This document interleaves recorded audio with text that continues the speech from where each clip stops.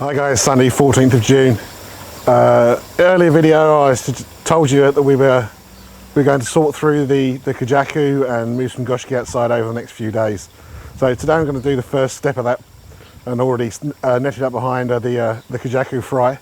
But it's kind of really more of a stock check really, rather than the selection I'm going to do today, just to see where we're at in terms of number. So what I'm going to do is pull those up first, put them into a bowl altogether, and then go through and count them in different sizes and see where we're at with the large ones, the medium sized ones, and then the very small ones. And there are some very, very small ones. So I'm going to get on and do that, put those into a bowl first of all, and then we'll talk about them in a little while.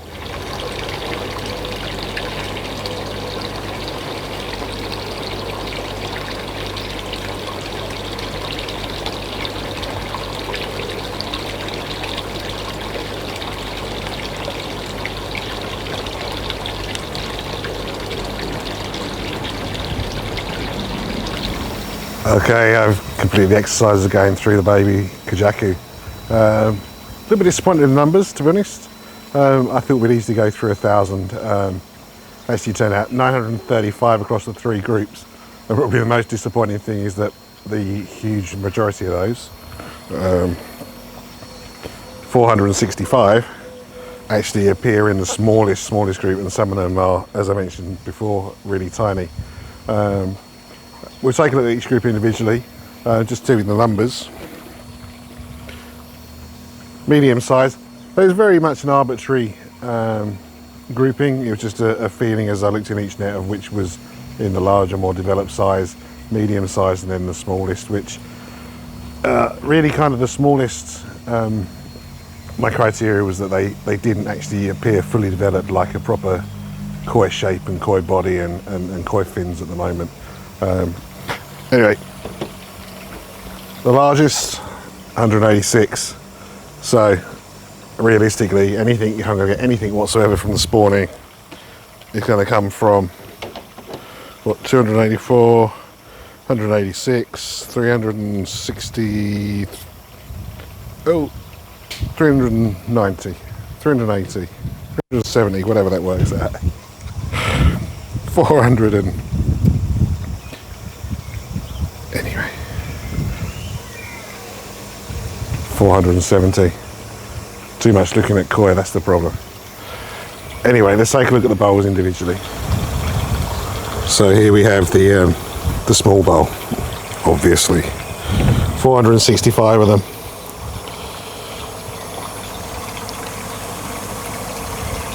And really, generally underdeveloped. Some of them still have shine.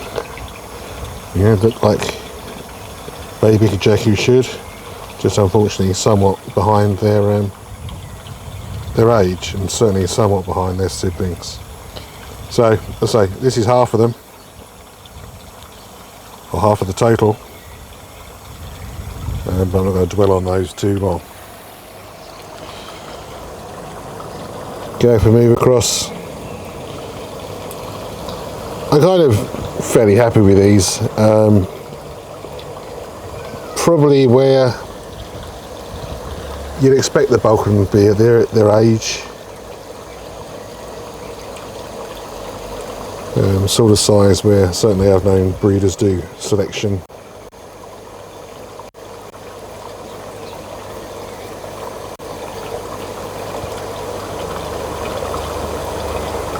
But just not quite as developed as the ones that made it into the larger size category. So the water's a little bit dirty in this bowl, but this is the ones that I consider to be larger and more developed. What I'm going to do, rather than fill them like this, I'm going to peel these up into a net so we can take a closer look at them. Okay, here we are, 186 larger ones. I think there's a few that are smaller that have slipped in as they were being moved around.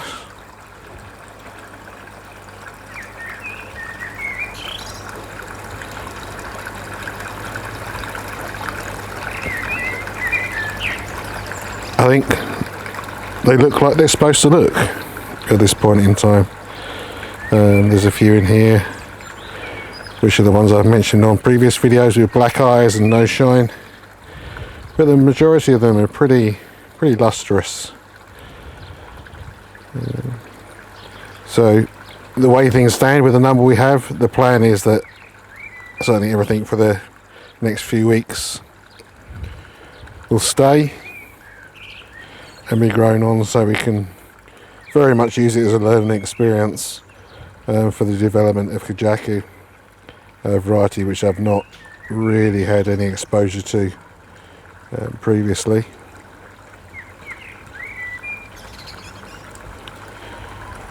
But I shall pick a few out of here in a minute into another net, which are ones that are perhaps ones which I think, with my limited understanding of the variety, selecting the variety, are ones that are my favourites and ones that I think have the right sort of potential. So somewhat blindly, I have to admit,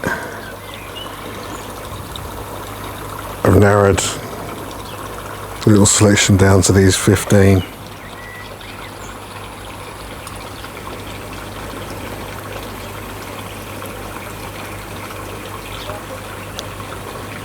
I recall an old article in Rinko magazine at Goshiki farm where they referred to a fish having sort of a black strip on its sort of head and onto its shoulders, and when they talked about it, they talked about the fact that, well, you kept it primarily for the shine it had, and it was impossible at this point in time to say whether that was going to develop into a good Kujaku or not a good Kujaku.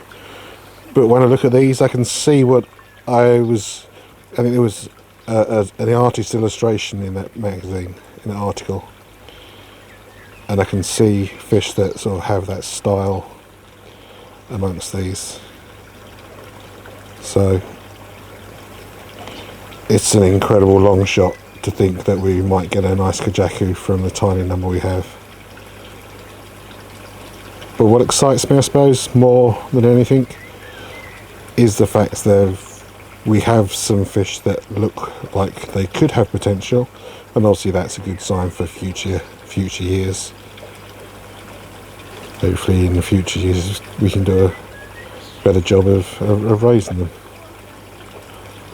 So anyway, I shall get these into the net and they need to tidy down. It's now Monday the 15th. Time to carry on the process that started in the earlier part of the video, where we obviously looked at the Kujaku. Now's the time to start moving some of the Goshiki out from the inside tank into the outside tanks. It's going to be done in two lots. First lot in the net behind me, where the Kujaku is split into two. So we're going to put some into here. Then the other tank has been cleaned down, where the Kujaku were originally. That's been cleaned down and is refilling at the moment. So once that's filled and up to temperature and dechlorinated, etc., then I'll sort about moving another lot of Goshiki out of the tank inside. Maybe this afternoon, depends how quickly that temperature, how that water warms up. It's got a couple of aquarium heaters in it, so maybe not too long. Otherwise that's a job for tomorrow, but it'll just be a repeat of what I'm doing now. So the plan. I'm going to subscribe to the theory that, as you've seen on previous videos, there's yellow fry and there's white fry. So the plan is to take a whole load of fry out of the tank and then sort through and sort 5,000 yellow fry and put them into this net behind me. That is going to require me to maintain some patience, which is basically a job which is basically like Kujaku selection and show, which is a job I absolutely detest. So let's get started. We'll get some in a bowl and then we'll take it from there. Right, the blue bowl now contains a fair few fry. Absolutely impossible to guess the number, to be honest. When they were in the small bowl, when I brought them out, the bowl was absolutely round. Now this larger blue bowl looks somewhat sparse, but there's going to be thousands in there. And the challenge I've set myself, as I said, is to pick out yellow ones, which, depending what colour of background you use, becomes harder or easier. When it's in the tank, it's as you have seen on the videos I filmed inside the tank, seems incredibly easy. Now they're in this white net, perhaps not so. So I suspect, before I've even started, I've decided that actually we'll just go for counting 5,000 out and be done with it. Okay, you can pretty much ignore all that stuff I said about counting out 5,000 yellow babies. That idea went out the window straight away. I have counted out a bowl of 1,000, and now what I'll do is match up another bowl and 4 more bowls the same, or approximately the same, to give me my 5,000 babies that I'm going to put in the net for now. Now this bowl here on the left hand side, or the single bowl you can see at the moment, is the bowl that has 1,000 fry counted into it. Bowl on the right hand side, as you see now, is my first sort of approximation of 1,000. So I don't think they're going to be far out. So according to our reckoning, our estimations and guesstimations, this bowl now contains approximately 5,000 fry. And in the scheme of things, it's absolutely nothing. There's probably a good 2,000 or 3,000 already in the bowl that haven't been picked out, now ready to go back into the net. Of course the other tank's not ready, so it's better to put those other fry back. I'll show you those other fry. This bowl here, the remaining fry that haven't been selected in the 5,000. So you can see still a considerable number in here that are going to go back into the tank. And when we picked these out this morning, we didn't even scrape the surface of what was in there. So tomorrow I shall repeat the process again and put another 5,000, maybe put even more actually, into the other tank, just to spread the numbers around a bit. But it'll be interesting to see over the course of the next week or so how growth differs between these that have been separated out and those in the main tank, which whilst they have more space and slightly warmer water, they are obviously significantly more overcrowded. But if I've got 15,000 or so outside, which has now become my main bulk, I'm happy with that. So that's the result of the selection process so far. The selection and movement process, the 935 Kujaku here on the left hand side. Moving it across to the right hand side of this tank. 5,000 approximately baby Goshiki. And as you can see in this net, they really make no impact whatsoever in terms of filling it up.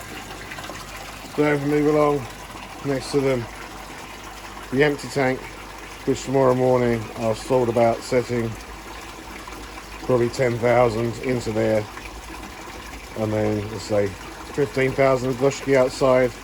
We've had about 15,000 Goshiki to start with. I'd have been fairly happy with that.